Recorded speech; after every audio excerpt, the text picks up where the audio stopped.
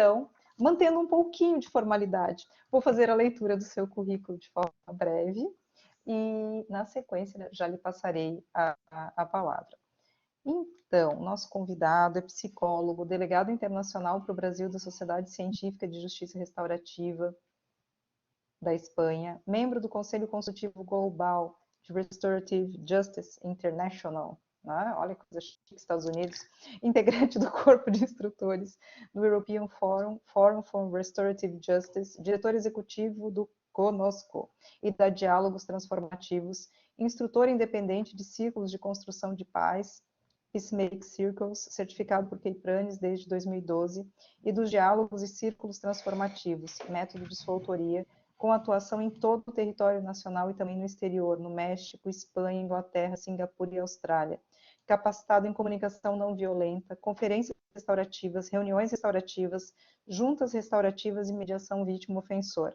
Capacitado em mediação civil, familiar, narrativa, penal, penitenciária e transformativa, além de outros métodos de resolução e autocomposição de conflitos. Atuou como coordenador da Central Judicial e também como coordenador técnico do Programa Municipal de Pacificação Restaurativa de Caxias do Sul, Projeto Caxias da Paz. Atuou como instrutor de círculos restaurativos e de construção de paz da Escola da Associação de Juízes do Rio Grande do Sul, a Júris. E hoje nos brindará com a palestra intitulada Tropicalizando a Justiça Restaurativa, atendendo a situações complexas e crimes graves no contexto brasileiro. Estais em casa e é uma imensa satisfação tê-lo aqui conosco. E lhe passo então a palavra. Muito obrigada. Obrigado, Márcia. Conferindo se estão me ouvindo. Tudo ok. Ok. Essa é sempre a primeira, nesses encontros online, a primeira coisa. Estão me ouvindo, né? Então, obrigado, Márcia, também sou da informalidade, então me permita, Márcia, obrigado, Fabiano. Eu não sei se a Paloma ainda está conosco, um abraço para a Paloma também. E eu gosto dessa informalidade. Aliás, é uma das grandes características da justiça restaurativa, né? Uma das primeiras questões que a gente observa quando fala da justiça restaurativa é própria da sua informalidade, que é daí que vem até o seu potencial criativo e transformativo, né? Se a gente focar naquilo que já existe, nas estruturas existentes, a gente pode mudar muito pouco as coisas. E essa informalidade, esse jogo de cintura que a gente tem dentro das práticas restaurativas e como facilitador, ela permite que a gente realmente faça coisas muito interessantes, bem diferentes, aliás. Deixa eu ver se eu consigo, eu preparei uma apresentação, eu sei que as pessoas gostam de acompanhar e depois eu posso compartilhar com vocês, deixa eu ver como é que eu, acho que é aqui, compartilhar conteúdo, compartilhar arquivos, é compartilhar arquivos? Isso, PDF ou PowerPoint. Eu tenho que adicionar ele aqui, é isso? Tem que subir. Ok, então ok, vamos lá. Eu acho que é essa aqui. Uhum. O arquivo está sendo usado, então não posso estar sendo... Eu vou fazer o seguinte, como eu já tomei um pouquinho escolado, eu fiz uma cópia em PDF, então não teremos problema, vou usar a cópia em PDF para vocês, para a gente não ter problemas. Tá convertendo aqui. Enquanto isso, então, Márcia, realmente essa questão dessa informalidade, dessa simplicidade que existe dentro da complexidade das coisas que a gente trabalha, para mim é muito uma das grandes potencialidades dessa ideia de justiça que a gente vem aplicando. E isso eu não gosto de abrir mão, assim, eu realmente faço uso dela. Vamos ver aqui, tá ok, opções de arquivo, renomear, como é que eu compartilhar agora? Ok. Não sei se vocês estão vendo aí. Agora sim. Ok, agora sim. Perfeito. Perfeito. Muito bem. Então, a proposta de hoje, e sempre é um desafio para mim, porque eu insisto em sempre preparar um conteúdo maior do que eu sei que o tempo vai me permitir. Um pensamento mágico de que alguma coisa vai acontecer e que o tempo vai se multiplicar e a gente vai dar conta de fazer. O que realmente nunca acaba acontecendo. Mas não tem problema, a gente vai dar conta daquilo que der conta. Não tem que ter também muita preocupação em relação a isso. Muito bem, então a gente está falando um pouquinho sobre a questão de trazer essas filosofias, essas ideias, esses princípios, esses valores e essas práticas para um contexto muito diferente daqueles nos quais eles estão sendo aplicados há mais tempo. A gente está falando de uma ideia que é nova, lá dos anos 1970, começa a se pensar sobre essa ideia de justiça restaurativa, ela vai se estruturando melhor ao final dos anos 80, começo dos anos 90, chega no Brasil no final lá por 98, fora do judiciário, isso é interessante, muito poucas pessoas sabem sobre essa primeira experiência de justiça restaurativa que é dentro de uma escola no interior de São Paulo, pelo Pedro Escuro Neto, um sociólogo, e depois, na virada dos anos 2000, aí sim começa dentro do judiciário. Então a gente está falando de algo que, na verdade, é muito novo, é muito recente ainda. A gente tem que ter clareza disso, que isso tudo é muito novo. Então, quando a gente está falando sobre essa justiça, essa ideia de justiça, a gente precisa entender do que a gente está propondo, por que a gente está fazendo isso. O meu enfoque nos últimos anos, especialmente, principalmente depois de 2019, quando eu tenho um contato mais próximo com o Terry O'Connell, e isso me transforma como pessoa, como facilitador, para mim, eu reputo o Terry O'Connell como o facilitador mais experiente do mundo, né? Desde 1973 ele faz as suas práticas, nem se chamava justiça restaurativa ainda, e é a pessoa com mais experiência em casos muito graves. E é isso que nos aproxima, porque a minha experiência, diferente da grande maioria das pessoas, é com casos graves, não são círculos dialógicos, círculos de construção de comunidade, mas são círculos e aplicações dessa ideia de justiça em homicídios, latrocínio, abuso sexual, violência doméstica, e aí vai, crianças e adolescentes em acolhimento institucional. E isso foi acontecendo assim, não foi um planejamento, né? Então, na verdade, isso foi vindo.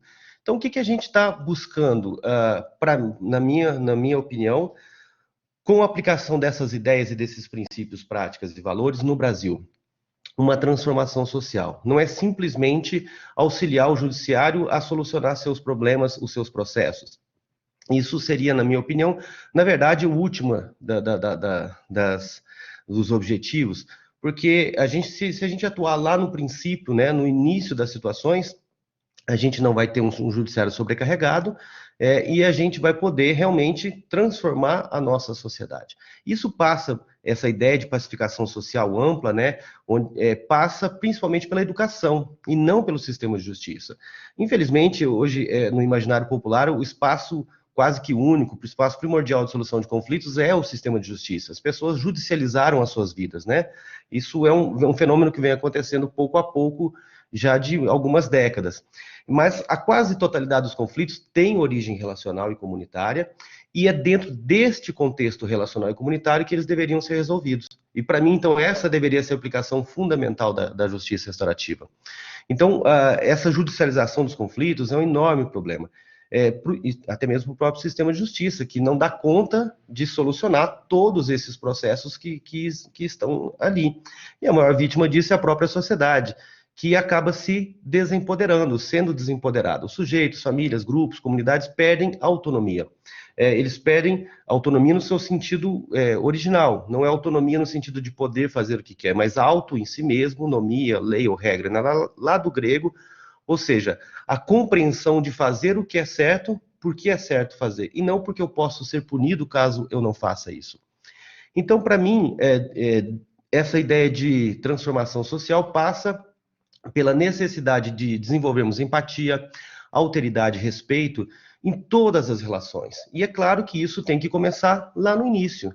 É óbvio, dentro da família e tudo, mas como a gente está falando de um contexto mais social, e no Brasil, eu vou falar um pouco sobre isso depois, a necessidade das políticas públicas estarem envolvidas, porque, por exemplo, os círculos de construção de paz que foram adaptados das práticas primordiais dos povos da América do Norte, nos estados mais ao norte da América do Norte, eles lá têm a presença dos anciãos que estão dentro dos processos como detentores dos recursos da comunidade. Eles têm lá um papel, uma possibilidade de fazer uma gestão desses recursos comunitários. No Brasil isso não existe. Então, quem faz a gestão dos recursos comunitários no Brasil, na verdade, acabam sendo as políticas públicas. Segurança, assistência, saúde, educação, habitação e etc. Então, é muito importante que a gente compreenda essas diferenças. E, por isso, a escola é fundamental nesse processo de desenvolvimento de empatia, alteridade e respeito, desenvolvimento de valores fundamentais que vão nortear todas as relações. E é claro que isso permaneça durante toda a idade escolar das crianças e adolescentes, e também na universidade, onde a gente pode imprimir uma nova maneira de ser psicólogo, de ser advogado, de ser assistente social, uma nova maneira de fazer a minha prática tendo como foco as relações. Na verdade, justiça restaurativa é muito menos sobre justiça e muito mais sobre relações. O próprio nome justiça restaurativa, ele traz uma série de confusões dentro dessa ideia de que esse nome justiça provoca arrepios em alguns espaços. Por exemplo, dentro da assistência social, dentro das escolas, muitas vezes os projetos e programas tiram esse nome justiça e trocam por disciplina, por outros nomes, para poder adequar essa ideia.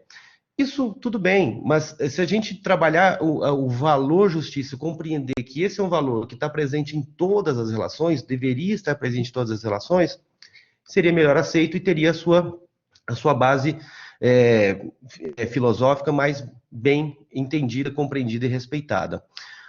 Bom, como é que a gente faz isso, então? Eu estou trazendo um pequeno preâmbulo para ver de onde vem esse pensamento que eu quero compartilhar com vocês. Sempre que eu atendo um caso específico, ou que eu estou ajudando como consultor um Ministério Público, um tribunal, a construir um projeto, um programa, eu tenho em mente esse quadro da ONU, né? Que as práticas que nós vamos oferecer, elas devem servir para todos essas possibilidades. Para prevenção de conflitos, para o peacemaking, que é a ideia de estabelecer, criar, gerar, promover, alcançar a paz, quando já há um conflito. Para os processos de peace enforcement, que seria os processos onde se aplica coercitivamente, onde se coage alguém a cumprir uma determinada tomada de decisões tomada heteronomamente, né, de fora, um juiz, a polícia, enfim, mas também os processos de peacekeeping e peacebuilding, que são os processos de mais longo prazo, onde a gente vai buscar manter, preservar, sustentar, e a muito mais longo prazo, os processos de peacebuilding, edificar, arquitetar processos de profunda transformação social. Como vocês podem ver nessa imagem, tem uma seta ao lado direito de cima para baixo, que é political process, processos políticos. Quanto mais amplos os processos, mais vontade política deve existir. Vontade política no sentido da representação da vontade do povo e exercício das leis, da criação de leis e de investimentos de recursos humanos, financeiros, etc., para que isso possa acontecer. Então, infelizmente, no Brasil ainda a gente vê a justiça restaurativa, os processos de justiça restaurativa, as práticas restaurativas sendo aplicadas numa faixa muito pequena, com pouca amplitude, né? Então, nós vemos poucos processos de peacekeeping e peacebuilding, a gente vê algumas coisas de prevenção de conflitos mais de uma forma mais ampla em escolas, algumas comunidades, são poucos projetos de comunidade no Brasil, e também pouca utilização da justiça restaurativa nos processos de peace enforcement, ou seja, nos processos mais heterônomos, para poder ajustar isso melhor à necessidade das pessoas e à vontade das pessoas. Então, acaba sendo o peacemaking, né? A construção de paz, o fazer a paz. E isso é importantíssimo, mas é só uma pequena parte, uma pequena parcela da possibilidade, de todas as possibilidades que nós temos. Então, para poder colocar em prática todas essas possibilidades de que a gente falou agora, a gente então tem a ideia de uma visão sistêmica do caso. Eu pego emprestado da psicologia da Gestalt a ideia de figura e fundo, onde figura é aquilo que está na cara, aquilo que está óbvio, é evidente. E o fundo é todo o contexto onde aquilo acontece. Então, num conflito que chega ao judiciário ou qualquer outro conflito, a violência, a agressão é o mais evidente. E é claro e é natural que as pessoas queiram atuar nessa dimensão dessa violência. Porém, muitas vezes esquecem o fundo, que é todo o contexto onde se iniciou, onde existe, onde permanece existindo essa violência. As condições que geraram essa violência, que propiciaram essa violência. E é preciso existir um processo que seja suficientemente potente para movimentar figura e fundo, para que ele possa realmente transformar todas essas possibilidades, todos os sujeitos, as instituições e assim por diante. Onde que esse processo atua? O que é o fundo desses conflitos? Aqui eu trago emprestado uma ideia de Félix Guattari. Félix Guattari é criador aí junto com Gilles Deleuze da esquizoanálise.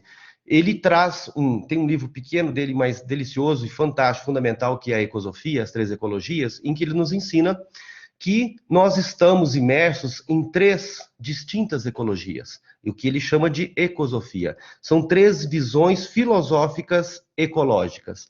Então, a primeira ecologia, não tem primeira no sentido de uma mais essencial que a outra. A primeira, simplesmente citando aqui, a ecologia interior, que é a ecologia da subjetividade humana. Ou seja, o que me torna eu, o que faz com que eu seja eu, o meu self, né, o meu eu integrado. Então, minhas idiosincrasias, minhas ipseidades, as minhas particularidades, aquilo que faz com que eu seja diferente, inclusive de um irmão gêmeo, né? Então, aquilo que me torna eu. A ecologia social é a ecologia dos relacionamentos, onde todos esses eus, todos esses selfs, se relacionam. Pessoas com relação mais profunda ou com relações circunstanciais, mas todos os relacionamentos aos quais estamos submissos ou envolvidos no dia a dia. E a terceira ecologia é a ideia da ecologia da natureza, que é a ideia do meio ambiente, um meio ambiente que pode ser desde os rios, montanhas, etc., mas também o ambiente específico onde vivemos e convivemos.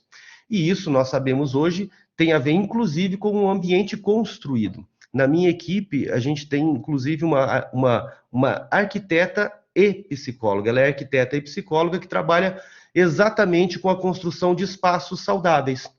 A arquitetura que ela trabalha preocupa-se não só com a beleza do ambiente, a funcionalidade, mas que aquilo promova a saúde das pessoas, que promova a saúde das relações das pessoas ali envolvidas.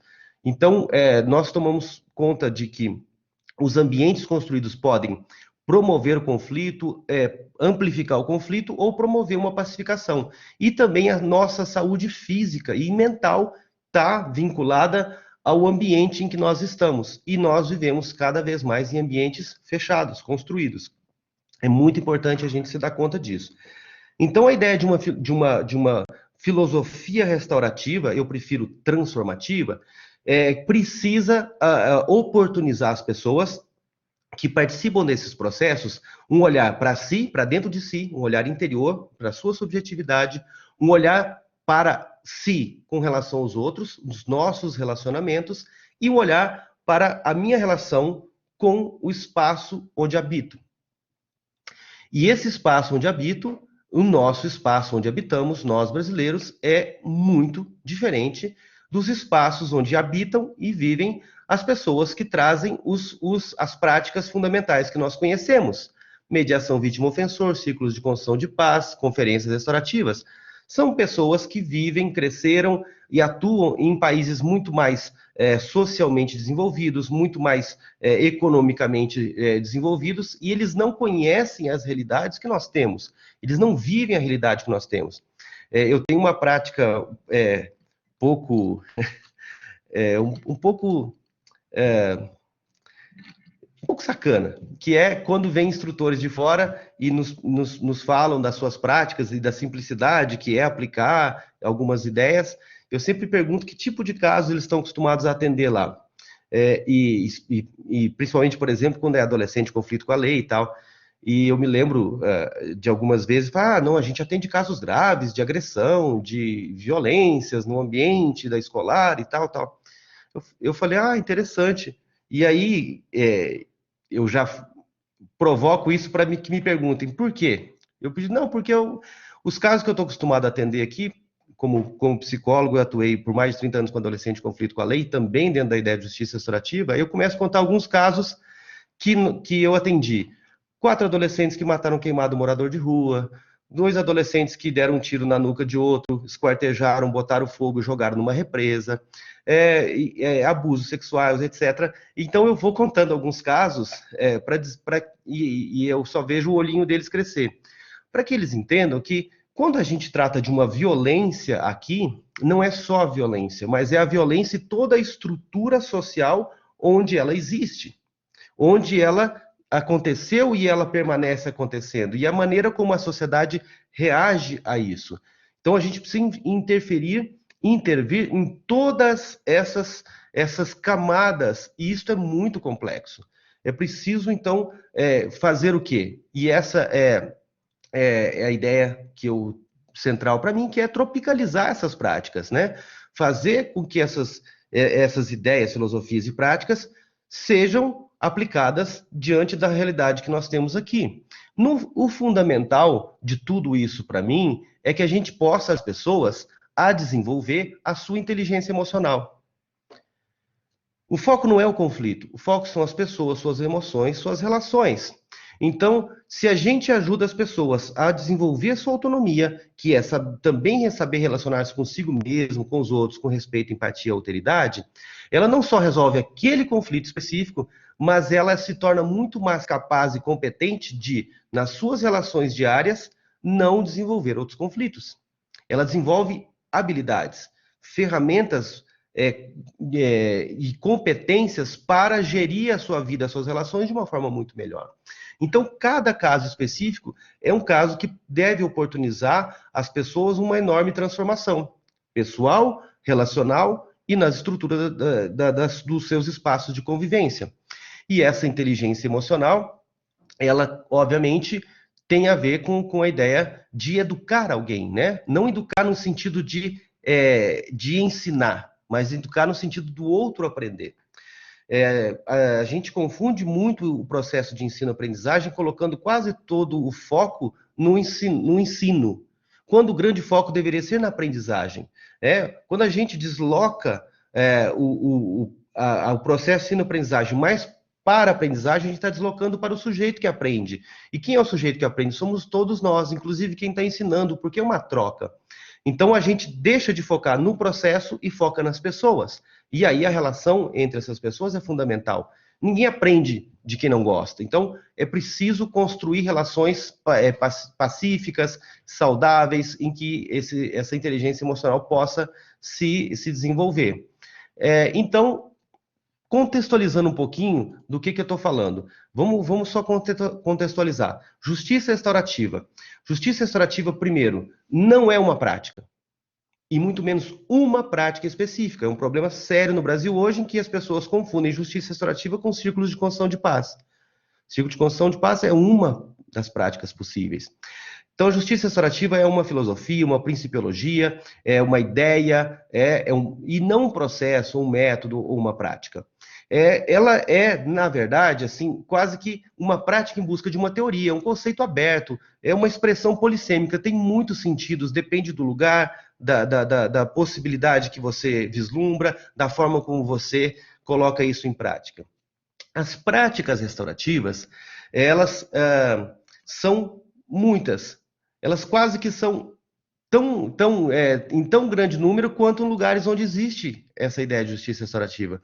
Porque, naturalmente, vai se adaptando essas práticas para cada ambiente. Por exemplo, as conferências restaurativas, conferências de grupo familiar, conferências familiares, tem vários nomes.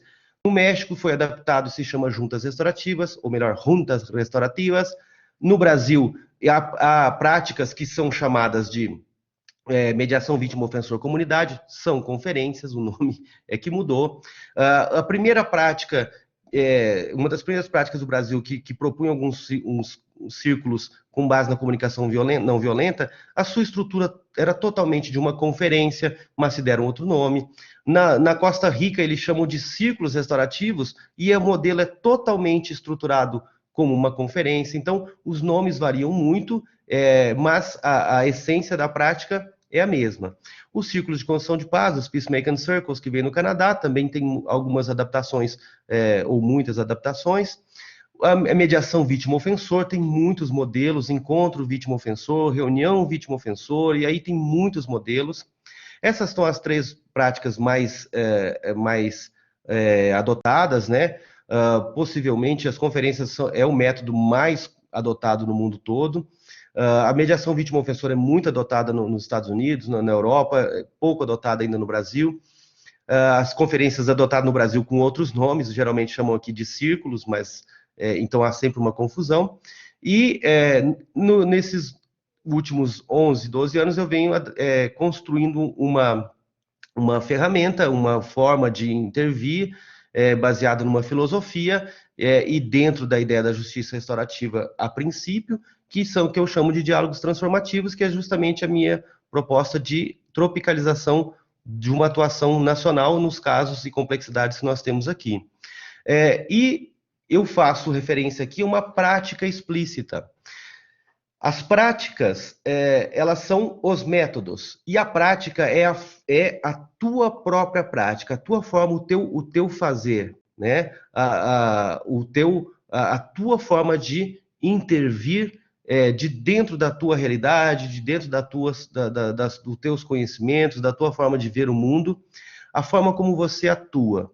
Então, essa prática explícita, ela tem a ver com a capacidade de criar espaços seguros, espaços potentes, né? São espaços dialógicos onde se coloca em prática processos justos e que, objetivamente, com clareza, com competência, nós vamos abordar emoções, necessidades individuais e coletivas, relacionamentos, danos sofridos e cometidos, as consequências dessas atitudes, desses comportamentos, a ideia de uma autorresponsabilização ou uma responsabilização ativa e uma consciência de dever.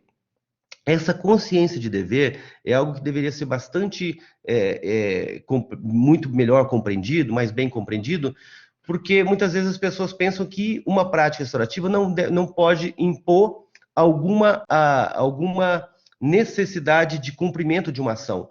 Ou seja, uma ideia de que a justiça restaurativa não cria consequências, porque não pode punir, porque isso seria o sistema tradicional. Isso é um equívoco gigantesco. John Braithwaite, o ano passado eu estive com ele no México, e ele falava exatamente sobre isso, que a justiça restaurativa deve trazer consequências positivas, consequências de algum limite de ação e etc., de imposição de limites, mas qual é a diferença de uma consequência e de uma punição? A consequência é construída coletivamente, inclusive com a participação de vítimas e ofensores. A punição é aplicada externa, heteronomamente. A consequência é uma construção autônoma. E também o outro conceito, essa ideia de uma consciência de um dever, o Terry O'Connell coloca isso muito claramente, que para ele, dos valores fundamentais da justiça restaurativa deveria ser obligation, em inglês, que seria, traduzindo um pouco mais livremente, no conceito que ele traz, seria dever. Se eu assumo uma responsabilidade dentro de um processo, eu devo cumprir. Essa é a ideia de obligation, é a ideia de dever, é uma ideia de dever seguindo o Kant, né? Eu tenho que fazer, porque é o certo, é o correto a fazer, é um imperativo que seja feito dessa forma. Sempre que eu assumir uma responsabilidade, eu tenho o dever de cumprir. Então, o foco dessa ferramenta, ou dessas ferramentas que nós usamos, qual é? É o sistema de justiça? É a justiça de dentro desse processo, dessa função social da justiça? Esse conceito aqui do Mark van der Venen, ele fala sobre essa prática restaurativa, essa ideia de atuar com este olhar restaurativo, de uma maneira muito interessante, né? É a ideia de que essa prática restaurativa é uma forma de ser, pensar, que é focada em criar espaços seguros para conversas reais, que aprofundem relacionamentos e construam comunidades mais conectadas. Não fala de processos judiciais, não fala de sistema de justiça, não fala de conflito, não fala de violência, fala de relacionamentos. Esse é o ponto central de tudo. Então, são muitas práticas no mundo todo que tentam cumprir com esses objetivos. Eu não posso aprofundar, o tempo não permite, mas rapidamente, que diferença tem essas práticas? Por exemplo, as práticas de mediação, todos os modelos de mediação, inclusive o modelo de mediação vítima-ofensor, ela é focada e baseada em técnicas. Você utiliza técnicas para promover um diálogo mais respeitoso, mais resolutivo. As conferências restaurativas, elas se baseiam em roteiros. Um roteiro inteiramente estruturado, e que é importante dizer que quem criou esse roteiro foi Terry O'Connell nos anos 90, se expandiu para todo mundo, se utiliza no mundo todo, e muitas vezes não se faz essa referência.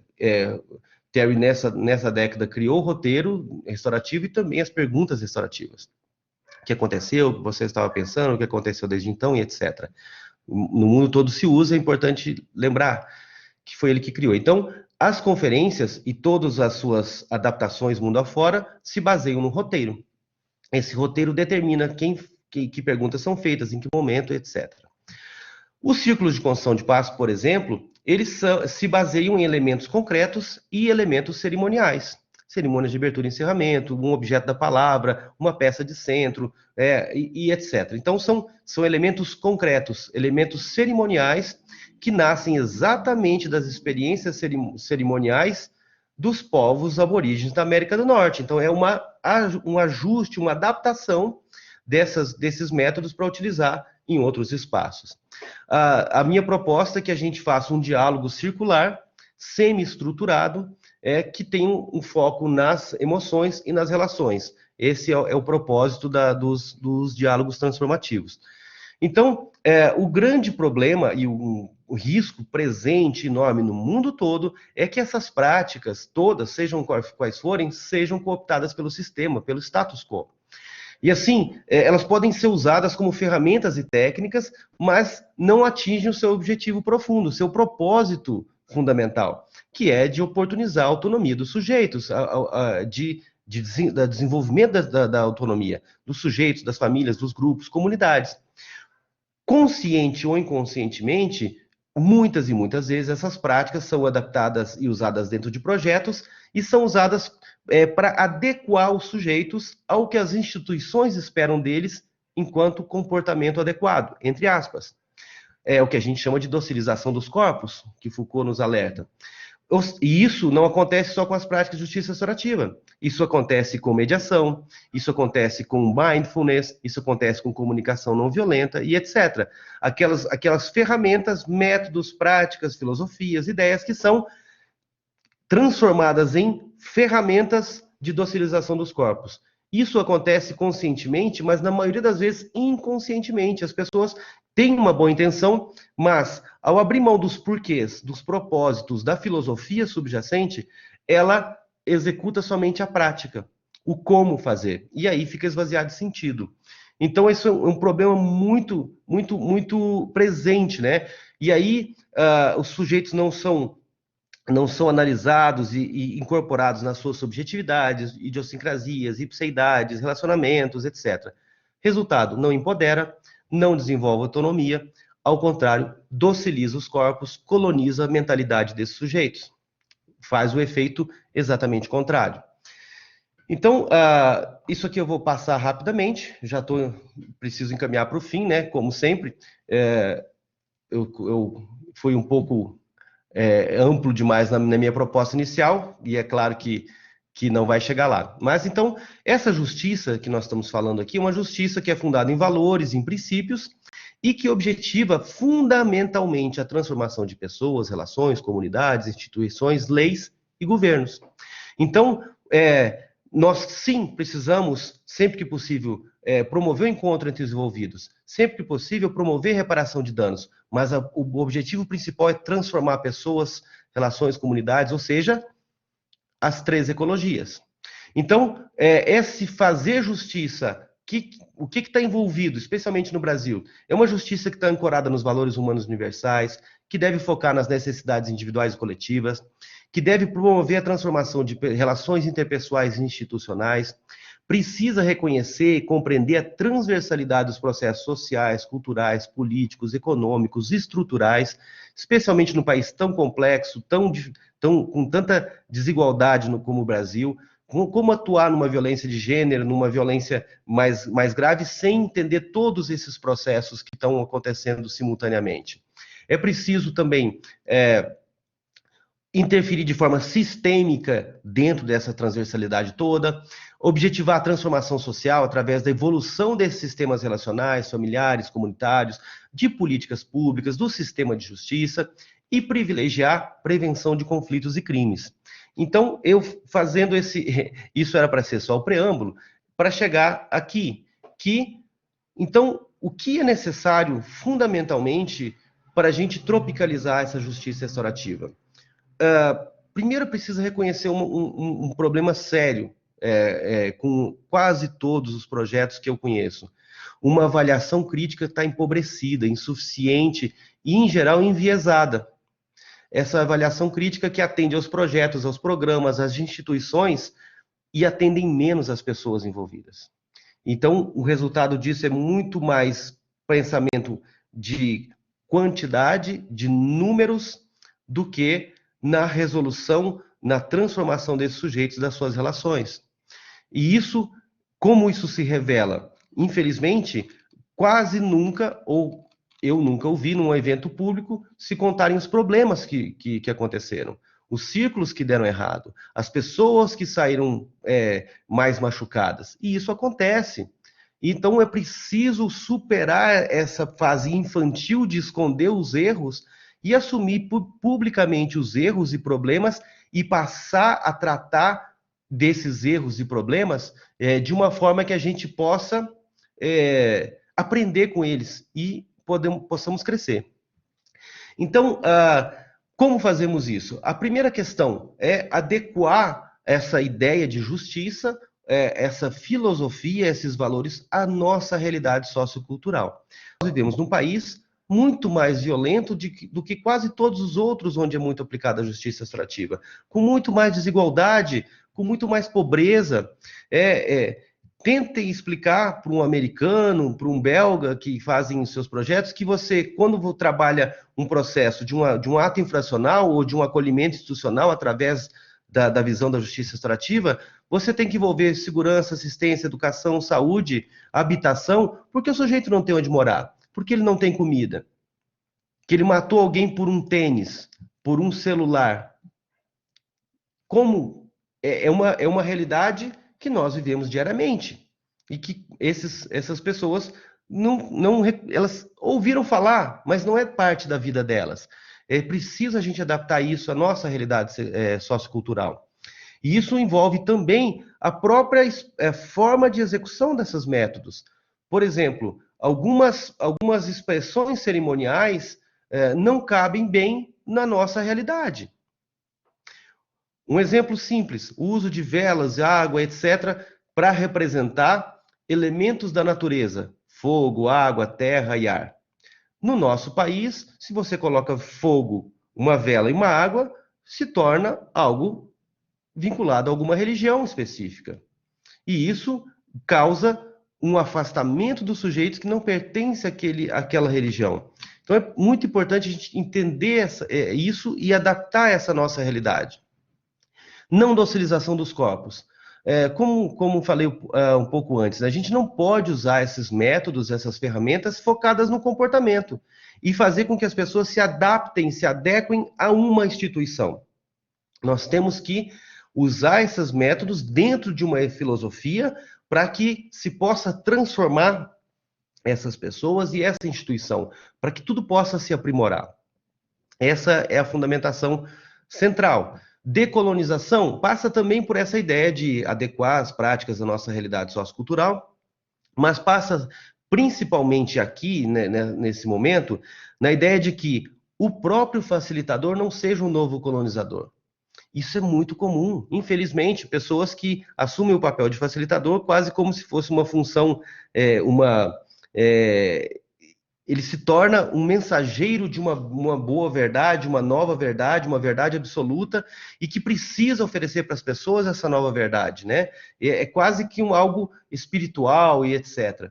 Isso é muito perigoso, porque eu substituo na cabeça das pessoas a verdade, a realidade delas, por minha realidade, minha visão de mundo, minha ideologia. Então eu preciso, no treinamento desses sujeitos, trabalhar muito isso, né? Tudo isso se trabalha nos cursos de formação, nas supervisões, nas consultorias. Compartilhamento do poder. Essencial, é fundamental que o exercício do poder nesses processos, nesses projetos, nesses programas, seja compartilhado. Então, muitas vezes as pessoas acabam não se dando conta de que o exercício do poder, por exemplo, dentro do processo judicial, que era exercido pelo juiz, passa a ser exercido agora pelo mediador ou pelo facilitador, que acaba conduzindo a solução, consciente ou inconscientemente, diante daquilo que ele acredita que é o melhor para as pessoas. Gente, se for para decidir um processo diante daquilo que alguém acredita que é melhor para as pessoas, aí existe a justiça tradicional exatamente com esse papel. O juiz já tem esse papel. Não é um papel a ser exercido pelos facilitadores. E dentro de um processo dialógico, o poder deve ser compartilhado. Ali não tem dono, ali não tem pessoas com mais importância, com menos importância. Então, é uma tarefa muito importante do facilitador identificar a questão do equilíbrio dessas forças, né? Da isonomia no tratamento, do equilíbrio, da equidistância. Isso é extremamente importante. E, por fim, há uma avaliação crítica, que está muito vinculada à ideia de que muitas pessoas e muitos projetos trabalham nessa ideia, de que não se faz uma avaliação profunda da função do facilitador, porque isso seria retributivo. E isso é um equívoco gigantesco, porque nós estamos trabalhando na vida das pessoas. Para mim, que já fiz aí uns 800 e sei lá quantos círculos, é só mais um círculo, mas para uma pessoa que está ali naquele círculo comigo, naquele dia específico, é a vida dela que está em jogo. É ela que está sendo aberto toda uma potencialidade de solução, resolução, transformação, ou de reviver, ou de piorar esse conflito, essas violências. Então, eu não posso entrar em um círculo e pensar, é só mais um círculo, já fiz um monte desses e tal. E é preciso, para isso, se submeter a uma avaliação crítica externa.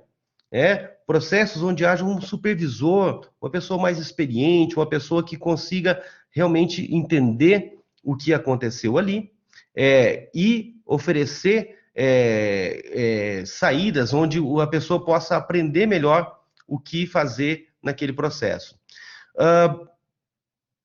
Eu vou parar por aqui, pelo tempo que a gente tem, não sei se tem perguntas ou não, mas enfim, eu vou finalizar com esse próximo slide, que para mim é o resumo dessa tropicalização. O que a gente pode fazer com isso? Tá? Primeiro, a ideia é focar quase que exclusivamente na prevenção e atuar na mediação, na transformação dos conflitos, quando a prevenção não foi suficiente. Então, para isso, a gente precisa adotar estratégias que possam fazer dessa justiça restaurativa, que eu prefiro chamar de transformativa, por tudo isso que eu vim falando há pouco com vocês, a gente precisa adotar estratégias para que essa ideia de justiça, essas práticas, essa filosofia funcione como uma vacina à violência, ou, se já houve a violência, como um antídoto à violência. Como que a gente pode fazer isso, na minha opinião? A gente tem 4 pontos essenciais: a busca pelo autoconhecimento, a educação em valores humanos, o desenvolvimento de empatia e alteridade e a necessidade de inclusão e pertencimento. Então, muito rapidamente, né, não vou aprofundar aqui. Como que a gente pode ajudar as pessoas com a sua necessidade de autoconhecimento? Todos nós temos essa necessidade, né? Então, como que a gente pode ajudar o sujeito a construir um self mais integrado? Um eu mais integrado. Essa formação da identidade, ela se dá desde o primeiro momento, dentro da nossa família, né? A função materna, a função paterna, elas são fundamentais aí para estruturar o meu eu, o meu self, a minha identidade, mas a escola, ele é um espaço fundamental também para esse desenvolvimento da personalidade.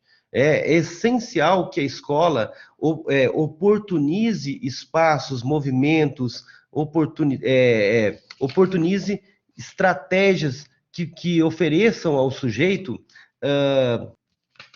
possibilidades dele se conhecer melhor, que ele saiba melhor quem ele é. E isso tem a ver com o sujeito em si ou com a sua própria cultura, de onde ele veio, quem é a sua família, qual é a estrutura social na qual ele está envolvido, etc.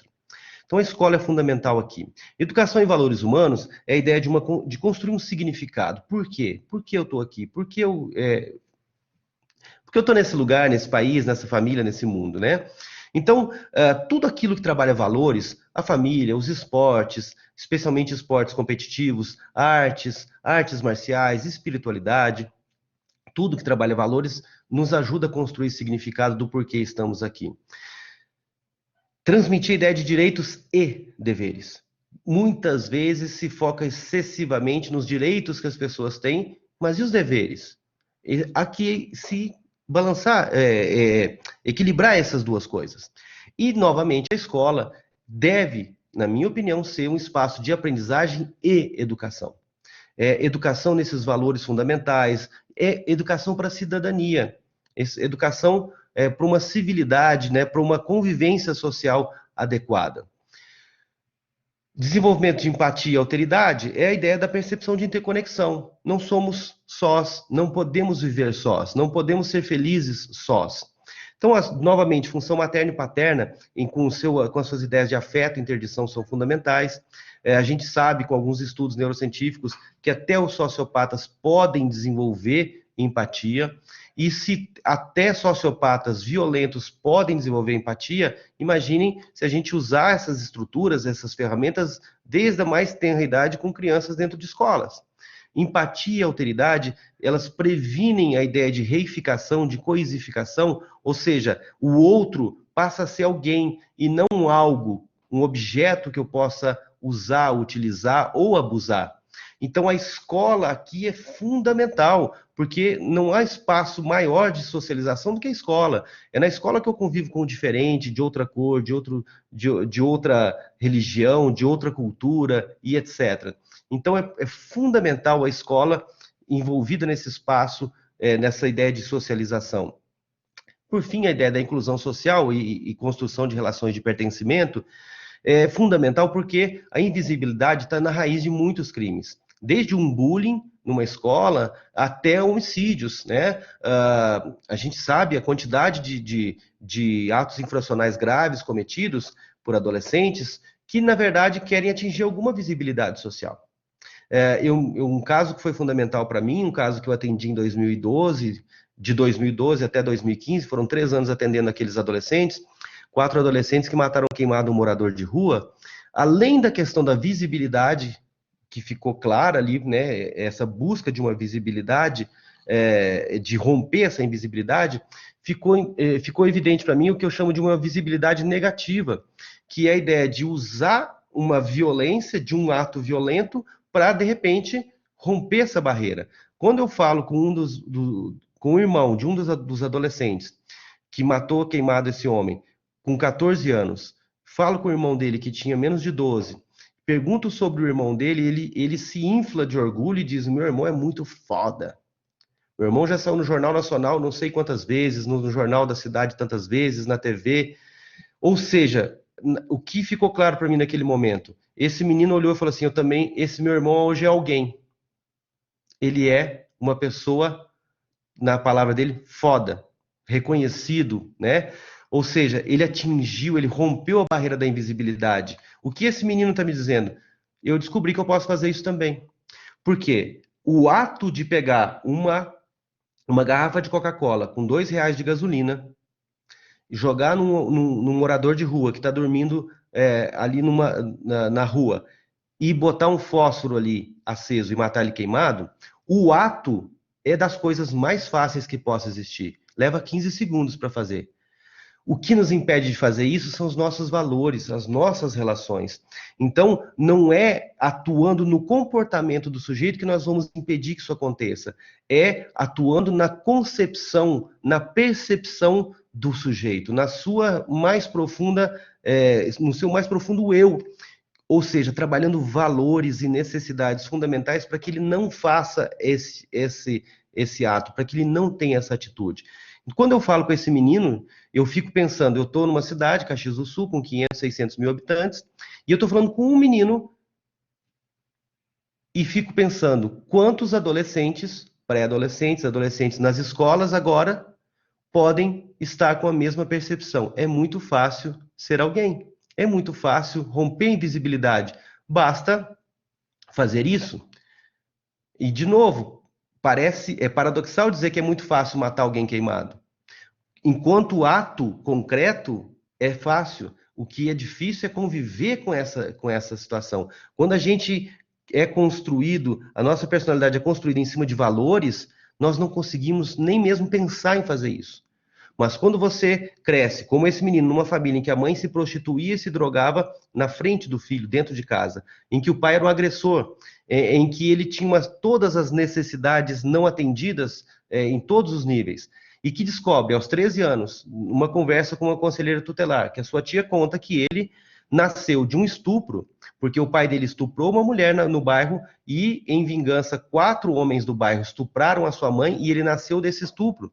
E ele ouve essa história, ele ouve a sua história assim, a seco, e nada é feito por ele. Ele não vai para um atendimento psicológico, nada. Alguns meses depois, ele mata um homem queimado. Não justifica, mas explica completamente essa atitude. E aí, a escola, de novo, é uma via de acesso à justiça social. Talvez uma das únicas, não sei, né, talvez um futebol, um esporte, possa, para alguns privilegiados, ser um acesso a alguma outra forma de justiça, mas a escola é aquele que deveria estar à disposição de todos. Então, se a gente quiser aplicar essas ideias, filosofias, práticas, métodos, etc., como uma vacina, um antídoto à violência, a escola é o lugar. É ali que todos nós passamos um dia e passamos um bom tempo ali, é ali que nós temos a oportunidade de realmente poder ajudar essas pessoas a se transformar. Transformarem a si, transformarem as suas situações, transformar a sua própria realidade. Então, eu vou parar por aqui. Os elementos essenciais que eu queria trabalhar com vocês estão presentes aqui. Deixo os meus contatos, se alguém quiser essa apresentação, eu compartilho. Se alguém tiver alguma pergunta específica em outro momento, fique à vontade, pode entrar em contato comigo. Eu sempre atendo todo mundo, às vezes não imediatamente, mas podem ficar tranquilos que eu sempre dou resposta, tá bom? O que eu puder fazer, eu sempre colaboro. E estou à disposição de vocês, agradeço, né, o contato, a oportunidade, e se alguém quiser fazer contato, fique à vontade. Então, de novo, obrigado, te devolvo a palavra, não sei se eu deixei, em vez de 15, deixei 3 minutos para a gente, para fechar 1 hora, mas fazer o quê? Tá maravilhoso, podia passar o resto da noite, mas o outro dia ouvindo, tá, né, sensacional. Muito obrigada, só tenho a agradecer mesmo, assim, no fundo do coração, porque esses temas aquecem a alma, né, e é isso que faz com que a gente levante todo dia e vá adiante. Então, realmente, muito mais do que um congresso, né, ou um movimento acadêmico, é um movimento que promove cidadania, que nos reconecta, né, enquanto seres humanos. Então, sou muito grata por todos que participaram, mas muito grata também, com certeza, pela sua fala inspiradora e que toca a alma. Eu vou aproveitar e passar uma pergunta que foi feita agora, né, e que foi a Joselaine. O doutor vê a JR como uma nova justiça criminal, uma justiça mais democrática, e o que necessita para que para ela ser... Nós estamos rindo porque ele já leu, ele já estava antes quando a Paloma estava, por isso, tá? Ninguém Sim, tá tirando exatamente. foto, nada disso, só por isso, deixando bem claro. E o que Sim. necessita para ela ser uma realidade brasileira, necessita de uma reestruturação das instituições, desculpa, eu tenho que acabar de ler, e o que acha a respeito dos projetos de lei de justiça restaurativa. Bom, Joselaine, obrigado pela pergunta, e eu realmente ri porque essa pergunta foi feita para a Paloma, né? Eu vi a resposta dela também. Algumas pessoas dizem que a justiça restaurativa é a justiça primordial, a que havia antes dos sistemas que nós temos hoje estruturados de justiça existirem, que é uma justiça da comunidade, é uma justiça ancestral e etc. Eu acho que eu atuo dentro de uma ideia do entre. O que há entre essas ideias? Não nos és. Isso é isso ou é aquilo. Eu atuo nos es. É isso e aquilo. A minha concepção de justiça, ela é transformativa e integral. Nessa concepção integral, todos estão corretos. Por isso, eu não vejo essa justiça como a nova justiça criminal. Eu vejo ela como uma outra maneira de colaborativamente, cooperativamente, com esse sistema de justiça criminal já existente, oferecer segurança para a comunidade, para a sociedade, oferecer uma pacificação. Eu acredito, algumas pessoas acreditam piamente que essa justiça restaurativa deva substituir a justiça que nós temos aí, retributiva, tradicional. Não acredito nisso. As pessoas que são referência para mim, nenhuma delas pensa assim, nenhuma delas acredita que tenha que se implodir os prédios de fóruns e etc. e substituir por prédios de justiça restaurativa, mas, na verdade, essas coisas devem trabalhar lado a lado.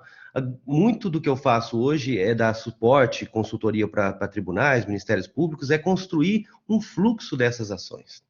Como que um processo restaurativo que caminha paralelamente a um processo retributivo possam conversar. Como desenvolver uma comunicação, um diálogo fluente entre eles para que eles possam cooperar e colaborar entre si. Então eu vejo eles como, vejo isso sim como um processo colaborativo, cooperativo. Uma justiça mais democrática, com certeza, se de verdade não ficar só na prática, mas os seus princípios e valores serem profundamente compreendidos, a sua filosofia ser compreendida. E não por acaso, o Ted Wachtell, que é o criador do Instituto Internacional de Práticas Restaurativas, para mim, umas 2 ou 3 maiores figuras da justiça restaurativa no mundo, porque ele levou isso para o mundo todo, ele se jubilou, se aposentou do Instituto Internacional e criou o Building a New Reality, construindo uma nova realidade, onde a proposta dele é, através desses processos dialógicos, interferir, mudar, modificar toda a sociedade, toda a comunidade, toda a forma como nós fazemos e vivemos a democracia.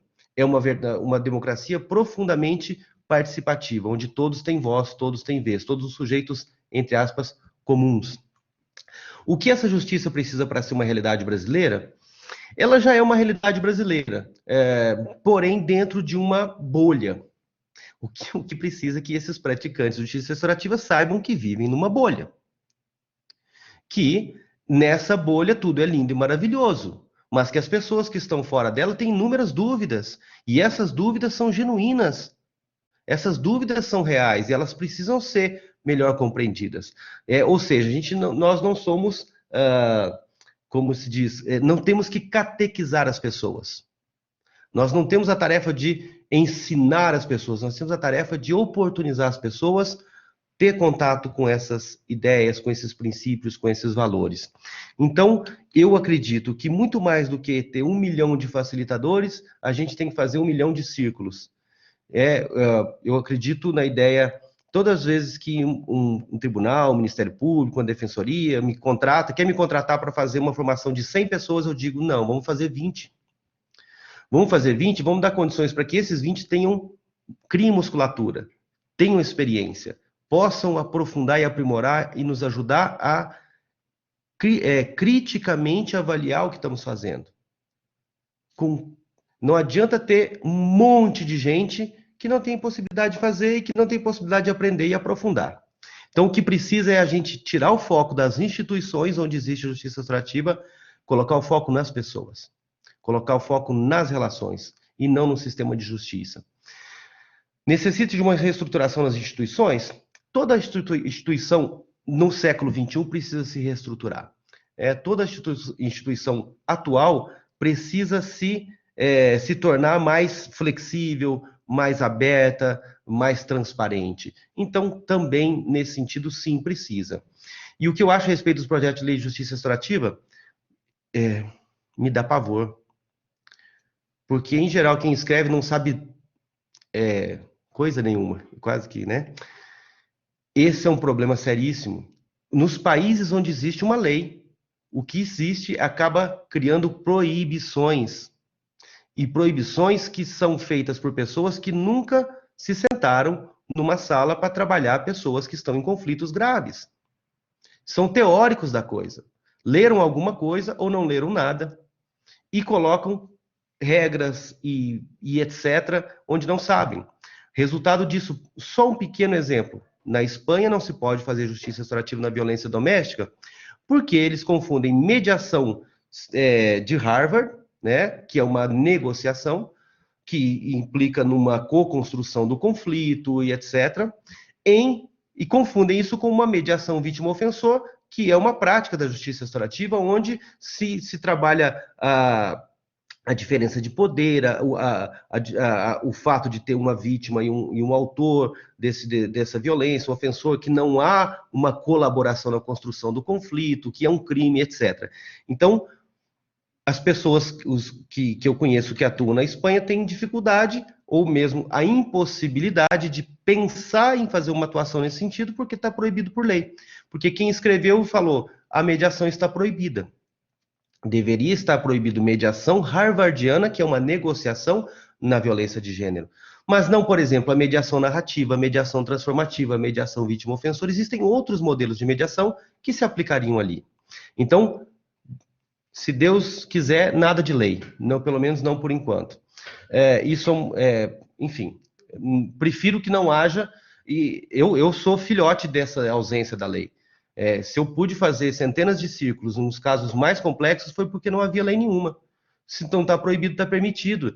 E aí, o juiz com que eu trabalhava, os juízes aqui de Caxias do Sul eram todos muito ousados, encaminhavam casos e fomos fazendo. Se houvesse uma lei, talvez hoje eu tivesse só feito alguns casos específicos disso, daquilo. Eu não teria nenhuma oportunidade de construir essa experiência, como muitas outras pessoas fazem. Então, tentando responder essas várias perguntas, Joselaine, dentro de uma só, eu não sei se consegui abranger tudo, e até pelo tempo, mas basicamente por aí. Prefiro que não haja uma lei. Eu digo o seguinte, pessoal, considerem o seguinte, o primeiro projeto de justiça restaurativa no Brasil foi em 98, 99, com Pedro Escuro Neto. Fora do sistema de justiça, dentro do processo escolar. Ele chamou de câmaras restaurativas, o que ele traduziu como câmaras aquilo que eram as conferências familiares. Então, é mais um outro nome para as conferências no Brasil. O primeiro projeto de justiça restaurativa no Brasil usou as conferências, chamadas de câmara. Depois, no início dos anos 2000, começa no sistema de justiça. Então, se a gente fosse considerar ali os primeiros projetos pilotos de 2005 no Brasil, dentro do sistema de justiça, que é o que mais se fala, né? São Caetano do Sul, Brasília e Porto Alegre. Lembrando que Bahia também tinha o seu projeto, não teve financiamento, mas Bahia faz justiça restaurativa desde 2003. Com a desembargadora Joanice. Primeiro também, primeira justiça restaurativa no segundo grau foi com a desembargadora Joanice, é bom lembrar isso. Se a gente falar de 2005 para 2021, são 16 aninhos. Eu costumo dizer que a justiça restaurativa no Brasil está na sua adolescência. Na adolescência, nós estamos na síndrome da adolescência normal, como diria a Arminda Berasturi, o que nos permite fazer coisas até ilógicas, até contra a própria segurança. A gente faz muitas coisas na adolescência que jamais faremos depois. Mas essas coisas nos permitem experimentar os limites, os nossos limites. Eu acredito que a justiça restaurativa no Brasil está experimentando todos os limites. E isso é o lado bom da adolescência. O lado ruim é que a gente faz isso sem pensar no amanhã. Aí é na adolescência que o cara vai lá e fala, vamos passar com o carro no sinal fechado só para ver o que que dá. E a gente não faz isso depois que a gente tem um pouquinho mais de maturidade. Beber e dirigir, e etc, etc. Então, eu considero que nesse exato momento nós estamos na adolescência da justiça restaurativa no Brasil e que adolescente não deveria criar lei, que a gente deveria simplesmente aprender, escutar os mais velhos, os mais velhos nesse caso a gente é o que eu faço muito, trazer pessoas que estão há 30 anos, 20 anos trabalhando com justiça restaurativa, Terry O'Connor, Ted Wharton, o Ivo Artsen, e etc., Theo Gavrielis, um monte de gente que eu já trouxe para cá, para palestras ou cursos, para nos dizer o que já deu errado lá, para a gente não cair nos mesmos problemas. Então, é um pouco sobre isso. Na verdade, eu poderia fazer toda a minha fala hoje, Joselane, a partir das suas perguntas. Muito obrigado. Sensacional, muito obrigada, foi muito rico, principalmente essa visão crítica construtiva, né, que é algo que a gente tem que estar realmente pensando e repensando. Eu acho que todos saímos desse dia de hoje, desses encontros e reencontros, transformados e fortalecidos, e percebendo, né, a potência da justiça restaurativa.